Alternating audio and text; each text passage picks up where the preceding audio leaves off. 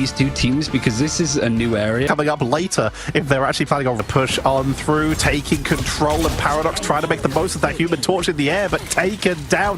The power of Winter Soldier, the new buffs, being able to just take down okay, they're just taking out Kit Kat as they try to flee there, utilizing sound to track them down, but being able to take the Flyer down with the help of that Tainted Voltage, knocking down Flyers, and also now the Soldier's Fist, the Trooper's Fist, being able to knock people down as well. Great Mind's Aegis there to protect Frost Mountain from that Tainted Voltage. I think for OG Seed, it's about just trying to stay this line. You've got this AoE effect and extra help from Storm. A high priority, but everybody's grouped up together, which when you have a Supernova potentially in hand for Zerks, that's exactly where you want them. Omega Hurricane's going to be used quite early, and it's going to force out this invisible boundary, but frankly doesn't do enough. Control of the objective have been very conservative with their approach. They have 4 ultimates now that they're sat on after using the 2 beforehand. It's really going to be a case of Paradox having to start this fight, and it is the Supernova alongside the Silent Seduction that's going to be used, and you have got this invisible boundary that's going to keep people alive for OG Seed, and you're on Silent Seduction, which means that more stuff is going to be churned out. Nobody has gone down in this fight. The only thing that is still going is that progression for OG Seed. Now the Paradox start to make a bit of movement for themselves. The picks are still being traded out. It's a 4v4. Frost Mountain picking away from the opponents to get to this point, considering that they had to play against Insomnia in that upper bracket semi-final to get here, and Insomnia are looking insane right now. It's not an easy opponent to go, so those 3 losses are reasonable. And the other loss they have is against Foot.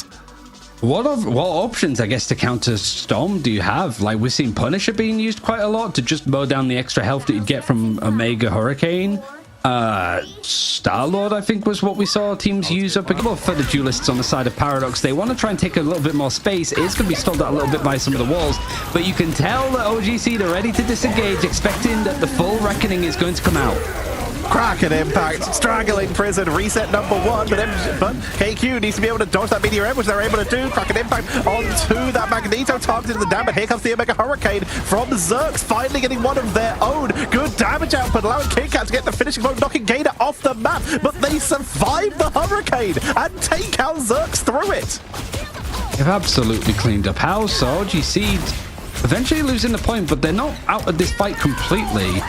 It could be a quick turnaround, and at the very least, you're forcing Paradox to use a lot more than they maybe wanted to. Now you got that Omega bottlenecked into Paradox through here, and this is comfortable for OG Seed now. Invisible Boundary is going to provide Paradox some way to just get out of this barrel that the fish are currently stuck in. But now that it's being used, OG Seed are not even afraid to give up the point because so little progression is being grabbed for Paradox. They've got so many ultimates to sit back on, including almost another Storm ult. One good fight is all they need to take this first map, and one good pick for KQ is enough. In the neutral, he's still finding value. Ibaziz has to burn the Eternal Bond just to make sure that they have a little extra seconds to hold the line. Frost Mountain going in for the Omega Hurricane. Zerk's gonna mirror, but which one's gonna clean up? It's a duel in the center, but in the eye of the Hurricane, there is quiet from the side of Paradox as OG Seed clean up everyone. Majority of OG Seed only went down once. You compare that, like Frost Mountain got taken down twice. One of them was just they overextended on that Omega Hurricane, and Gator is the target for a lot of that, especially with MJD, with the Soldier does quite well into Groot. But OG Seed, they seem to have one established composition, but who can blame them when it works this well? It was 9 final hits, eliminations for Paradox to I think about 42 for OG Seed. And yeah, sure. We can look at like Frost Mountain, the Storm being like the main noteworthy pick and choice, but I think that's also just a lot of good. Indeed, it's absolutely melting everyone. It's Moon Knight, it's what he does, it's his environment, but there's the recontest. I think everybody from OGC trying to reset quickly so they could all jump through this portal together and go for these fights. Before ultimates really were a factor, but now Omega Hurricane is going to be used from Paradox. Zerks is going to try and find the right place to use it just off the back of the invisible boundary being used. And it's the combination with Jeff that's really not able to get too much in the end as the fights go in favor of OG Seed. And the Hand of Khonshu that was built up from NJD is going to come out now with the Strangling Prison. But considering how quickly he got the Hand of Khonshu, that could have come out a lot sooner. It still gets a win, still gets a fight win. They held it hoping that pretty much full team wipe. Paradox, they're still working towards their ultimates. They sort of force out 2 with a Strangling Prison and Kraken's Impact. Yeah. I mean, he is the Winter Soldier. If he's petty larceny seems to be one of the smaller things on his list, I think, of damages. But overall, OGC have the game where they want them. It wasn't the best first point hold, but they will hold this as long as possible. And if KQ just keeps finding picks from seemingly nowhere, they're going to be honestly tip-top. They're literally just taking them. They're taking them down in the spawn room now. Literally picking them the second they set through the door. OG's it. We still have a chance to fight right at the end of the checkpoint. Because now that 4 minutes, 5 minutes is down to 2. Half the point is going to be taken, though, because of that, which is a pretty significant amount of distance, just waiting for everyone to regroup, but it's a full commitment. The Straggling Prison comes on in, finds absolutely nothing, completely blocked out here, and Paradox, they're able to regroup, but Banner does get isolated, does get picked off by a Boohoo. Invisible boundary. You see the force physics trying to pull people in behind shields, so now both the roots of Gainer and Mangitsu.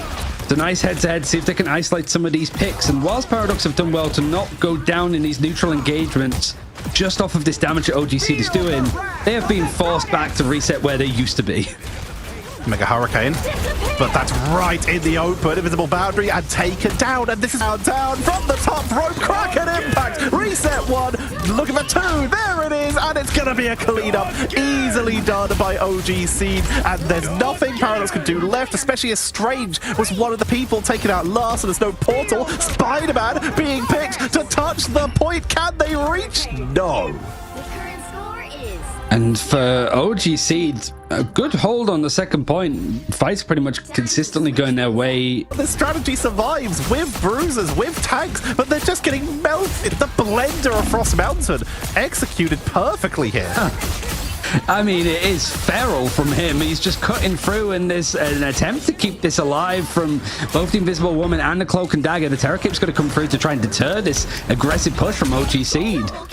But it seems, again, because OG Seed's script is a little bit different from what the meta is, Paradox weren't expecting it. And now you've got Mangitsu moving over towards the Thing, which is nice. But like you said, Frost Mountain could just switch off the Wolverine if he feels the need to.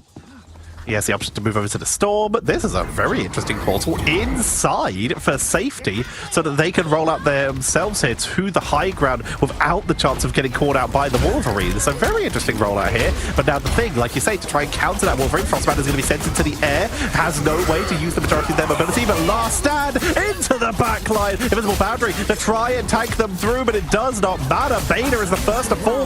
The BRB brings them back, though. Struggling Prism in the back line. Kraken Impact reset 1, and this is OG Seed once again in control, resetting on the point. In pretty good time, might even be doing it faster than what Paradox managed.